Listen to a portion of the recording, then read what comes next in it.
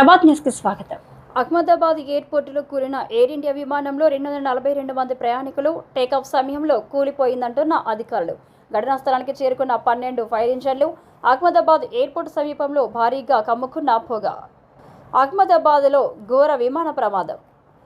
అహ్మదాబాద్ నుంచి లండన్కు వెళ్తున్న air India విమానం టేకాఫ్ అయిన కొద్ది నిమిషాల్లోనే కూలిపోయి సివిల్ ఆసుపత్రి సమీపంలోని జనవాసాలపై పడింది. ఈ ఘోర ప్రమాదంలో విమానంలో ఉన్న 242 మంది ప్రయాణికులు, సిబ్బంది తీవ్రమైన ప్రమాదానికి ఎదుర్కొన్నారు. విమానం ఒక చెట్టును ఢీకొని పరిసర ప్రాంతాల్లో దట్టమైన పొగలు, అగ్నిజ్వాలలు వ్యాపించాయి. ఘటనా స్థలానికి అంబులెన్స్లు, ఫైర్ ఇంజన్లు వెంటనే చేరుకున్నాయి. ప్రాణాపాయ పరిస్థితిలో ఉన్న క్షతగాత్రులను ఆసుపత్రికి తరలిస్తున్నారు. సహాయక చర్యల్లో BNF సిబ్బంది కూడా పాల్గొంటుంది. విమానం టేకాఫ్ తర్వాతే నియంత్రణ కోల్పోయి సివిల్ ఆసుపత్రి సమీపంలోని ప్రాంతంలో కూలింది. ప్రాథమిక సమాచారం ప్రకారం అనేక మంది ప్రాణాలు కోల్పోయారు. గాయపడిన వారి సంఖ్య ఎక్కువగా ఉంది. ఫైర్ ఇంజన్లు, అంబులెన్స్లు, BSF సిబ్బంది ఘటనా స్థలంలో రక్షణ రాబడిన కార్యక్రమంలో బిజీగా ఉన్నారు. ప్రాథమిక విమాన యాంత్రిక లోపం లేదా వాతావరణ పరిస్థితులు కారణంగా భావిస్తున్నారు. విస్తృత విచారణ కొనసాగుతుంది. ప్రభుత్వం ఈ ఘటనపై తీవ్ర ఆందోళన వ్యక్తం చేస్తూ ప్రాణాలు కోల్పోయిన వారి కుటుంబాలకు తగిన నష్టపరిహారం అందించనున్నట్లు తెలిపింది. ప్రస్తుతం ఎయిర్ ట్రాఫిక్ నియంత్రణ బోర్డు ఈ ఘటనపై విచారణ చేపట్టింది.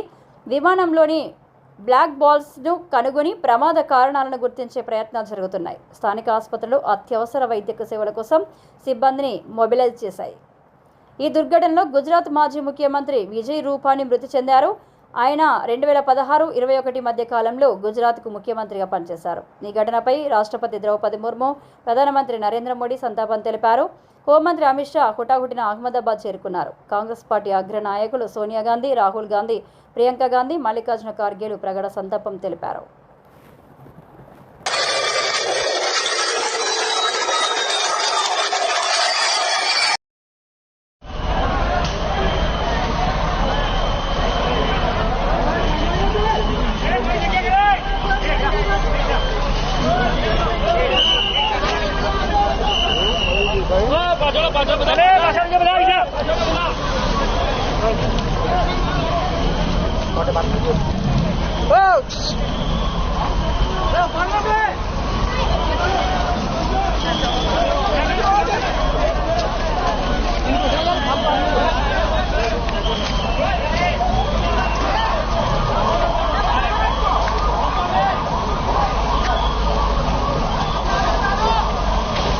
चला कि 223 जितने पैसेंजर थे यहाँ पे जिस बिल्डिंग के ऊपर गिरी है वो डॉक्टर्स का हॉस्टल है। इंसिडेंट बनने के विदिन 2-3 मिनट्स में पुलिस, बाकी सभी बॉडियाँ, सिविल एडमिनिस्ट्रेशन, कॉर्पोरेशन वगैरह सभी लोग आ गए थे।